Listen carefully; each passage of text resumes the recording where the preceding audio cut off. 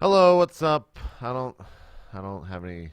I just got back from MLG, so I don't have anything to put behind me. But I did kind of want to talk about the event, my perspective of it, and also just what's going on with me. So MLG, of course, went down this past weekend. I live near Dallas, so I didn't have to fly, which was pretty fucking awesome. That was definitely my favorite part about it was that I didn't have to fly anywhere. So I drove down there on Thursday. Hotel was awesome. The Omni Hotel was probably one of the best hotels I think that MLG has had in quite some time. Food was good there. Not too expensive. Not really that crowded. Decent location there. Not too much food. Not too much food around it, but it was fun. Omni Hotel's awesome. I thought the venue was same as it was last year because it was the same venue. But let's go ahead and start off talking about the event. So the first thing I'll talk about is DJ Wheat. And obviously, I'm not going to speak for him or his family. When he wants to talk about what happened, he'll talk about it. That's definitely not my place to say anything like that. But I will say it was astonishing to see what happened. And he might not be comfortable with me saying this, but I'm going to because I think he deserves some credit for what went down. So we're getting ready to go live. This is Friday around 4:50ish. We're supposed to go live at 5. Then, of course, the hour delay occurred. So he goes into the director's ear and says, "Hey, I just got a call, kind of a family emergency. I might need to go home. Let's do the intro, and I'll decide after that." So, of course, the hour delay happens. 6 o'clock hits. He does the show intro, the StarCraft 2 intro. During the break, he said, "No, I'll go ahead and cast the first game, and we'll decide. I'll make a decision after that." Which, I mean, if you think about it, no one could tell. Like that's actually insane to be able to focus in like that and forget what is going on with your family, um, with especially how crazy it was, and he just casts like it's no thing. It continues to impress me just how professional Weed is. And I mean, I'm jerking him off right now. It's definitely true. So feel free to say that. But um, guy's an absolute beast. Wish you well, Marcus. Hope everything's going better. Um, and hopefully when well, actually no, he doesn't owe the community anything. He doesn't need to say anything to anyone about it. So just hope things are going well. I know everyone for MLG was asking me for updates over the weekend, and we all are very worried about what's going on. So, hope things go well, man.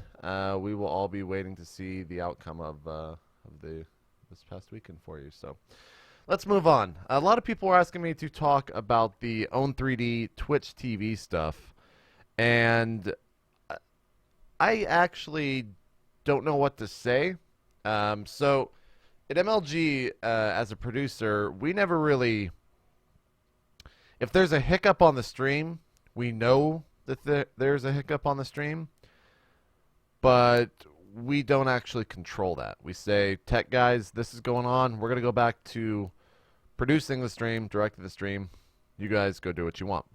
So I have no idea. In fact, I didn't even really know that there were that many issues until I kind of had a break in the action and open up Reddit and Twitter. Um, so I don't know what happened. I maybe an official statement will come out. Maybe I I don't know. I don't know what happened. um, so yeah, I can't give. And to be honest, it's not even my it's place to say as a contractor for MLG what went down, and I don't know. Um, the next thing, a lot of people are asking me to talk about how the matches are chosen. Um, So matches for the two streams are chosen by myself and John Nelson. And there are some stipulations kind of to what we can choose. So before the event even starts, we choose what round is going to be shown in what time slot, because you can't predict who the players are going to be except for the first day on red, because that is mostly group play to keep things interesting, kind of while the open bracket starts whittling away at the first couple of rounds. So besides those matches, we don't really know what's going to be streamed except for losers round 4, losers round 3, etc., etc. So we choose those matches that way. The other thing is that you have to stick to the schedule. Otherwise, a tournament of this size, which as far as I know, no one else really does, it has to stay on time. If you fall behind, not only are you upsetting the viewers who are following the schedule that was posted online, which I think that they do that. Maybe they don't do that anymore for that very reason. But you also have to make sure the tournament is running in time, because we don't want to be there past 2 a.m., which is something I'll get to in a second. We don't want to be there past 3 a.m. I think Friday we were out. Friday we walked out around 1 with about 11 a.m. call time. Saturday was a 10 a.m. call time. Go live at 11. We were there till about 12:45 that night. And then Sunday, 9 a.m. call time. Wrapped up around 7:15, something like that. And if you miss the schedule, the entire thing gets thrown off. So schedule first, matches second, which sucks, but it's the only way you can run a tournament of that size. It sucks that we couldn't stream some of the matches. For example, I really wanted to see Idra vs. Grubby. I think that would have been a lot of fun to watch. There was a period, I think, on Saturday, which a lot of people are I guess upset about, where blue replicates A, then the next hour red replicates blue.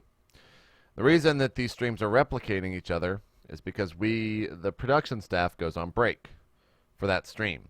So the video switcher, the director, casters in sets of 2, we go eat. They go eat. The producers pretty much stay there. We don't really get a break. We eat on our own time, since we kind of, when you get into a match, there's not much to produce unless you have an interview or a segment or something like that coming up. So when people go on break, the stream replicates. If people don't go on break, they don't eat, and when you have a 12-hour shift, that's pretty fucking shitty. You have to eat food. You can't eat at the desk, because then you can't work. So you have to, and it's also different when you eat at the desk, because you're actually not getting a break. You're just shoveling food into your mouth. You're not de-stressing for 30, 45 minutes. So that's why those streams are replicated. And MLG might be mad at me for... I'm not giving an excuse. I'm giving my thoughts on it. So remember that. This is not an MLG statement, etc., etc. It's just me talking about that. So that's what happened on Saturday when the streams replicated themselves. I saw a lot of people asking those questions. Yeah, the next thing I wanted to talk about, it's shitty that we didn't stream a lot of the games. I think that there was I think Moonglade MC had like a 53-minute game or something, which is insane. A lot of games. And I don't know if replays are coming. They might save those to cast in New York, and maybe they'll put them out as VODs. I don't know. We'll have to wait for MLG to see what they're going to do there. The other thing I want to talk about is, after, maybe this is just me fanboying, but after Flash lost, I kind of lost interest in the tournament. It was a ZVZ final. That sucks. No one wants to watch that most of the time. Games are all right, but at the end of the day, it is a ZVZ final. It was awesome that the final 4 players had these incredible storylines. Life being the co-GSL MLG champion, which he is now. Leonot going for a third title. Flash being kind of the first Kespa player to win an MLG if he did. And was it Bomber? I think was the other one. Oh, God. Once you do these tournaments, it just goes straight through your head. Wikipedia, MLG Dallas, 2012. I think that was right. Can't believe I have to look this up.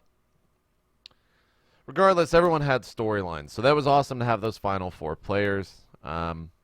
Didn't really enjoy the finals all that much. Like I said, it was a ZVZ.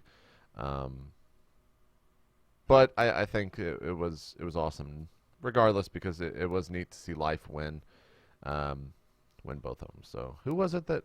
Yeah, it was Bomber. Okay, it was Bomber. There was some storyline with him, and I forgot what it was. Maybe it was his second title, so he would have tied Huck and Leonok. I think that's what it was. Yeah, he would have tied second. Tied Huck and Leonok for having 2 championships. Stream numbers, it seemed okay. I don't have anything official on that. You could open up Twitch from time to time and kind of see where the ranking was, but who knows what the real numbers were. I think Sonny and Adam were tweeting on Friday that it was the best Friday or good numbers or something like that. Yeah, those are all. I mean, I take nothing official here, so don't get crazy. But yeah, that was definitely awesome to see. I watched some of the Halo producing StarCraft. I don't watch too many of the other streams. I only kind of check in to see if there was any issues with the streams. I really wanted to watch the Halo stuff. I'll be playing that probably this week on my stream. Campaign first, multiplayer later. So check that out if you want. But one of the other things that I do want to kind of say is that it didn't feel like a final. And I think that has a lot to do with the format of MLG. Having these 4 kind of distinct seasons, there's no culmination. There's no grand championship of the 4 seasons. It'd be cool if there was a mini tournament, maybe a best of, or a double elim 4-person bracket with like best of 5s or something. That would be kind of cool if they did that. We'll see how it seeds into next season. I'm sure it's going to. But it didn't feel like a final MLG. Kind of like Providence last year.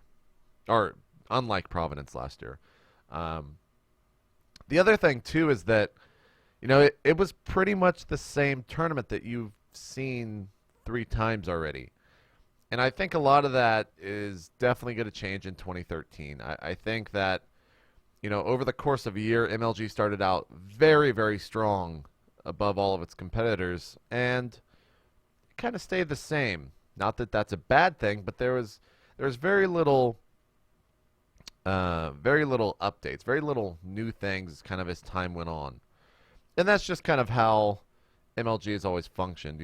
When you go back after these breaks in kind of the winter period to early spring, they make vast improvements. And I for one cannot wait to see what happens with 2013. They said that information is going to be coming in December. I think I'm not sure what information that is. Clutch said that at the wrap of the show. And I actually, honest to God, do not know what's going on next year. So I'm, for once, for MLG, I'm very excited to see what's coming up next year. But yeah, that's kind of my general thoughts on the event. Overall, I thought it was a good event. Wasn't spectacular. Obviously, my perspective is from someone that was there in person rather than watching online, which I think was a different experience from what I was told. So we'll be talking more about the event on State of the Game this week. It's going to be happening Thursday. I don't know what time just yet.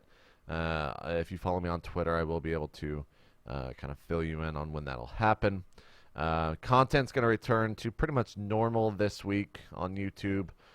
More normal next week once I can get back into the swing of things and kind of have a couple days to de-stress from this weekend, get rid of that post-event depression. State of the Game, though, Thursday, QXC will be on the show once again. Apollo is traveling I think he's in London right now, uh, getting some documents or something like that. We'll have to see if he has internet. I'm not sure. I really want to try to get someone on the stream or someone on the show who watched the MLG event on a stream to get their perspective, because obviously they can offer something that myself and QXC cannot, as well as Apollo, and also someone that watched the SWC. So we'll see who that is. I think Katz was definitely an option. I'm going to continue looking, though. Probably more information tomorrow. Real Talk will return next Tuesday. I need to find a guest for that. Probably will do that on this weekend. But yeah, I'll be streaming Halo 4 over on my Twitch channel. If you want to go check out the Game Station podcast, the VOD for that has been up. I'll put it up here on the screen. But other than that, that's kind of just my thoughts about this weekend. It's good to get rid of the event, let it out. Don't talk. Well, I guess we got to talk about it on State of the Game, but I won't have much to say. So, anyways, that's all I got. Let's pay visit and homage to our ice creating friend here. Everyone do this. It's watching. And then you eat it. So, guys, we'll be back a little bit later on YouTube. That's what's going on with me. Thank you for watching, and hopefully you guys tune into the stream. See you later. Peace.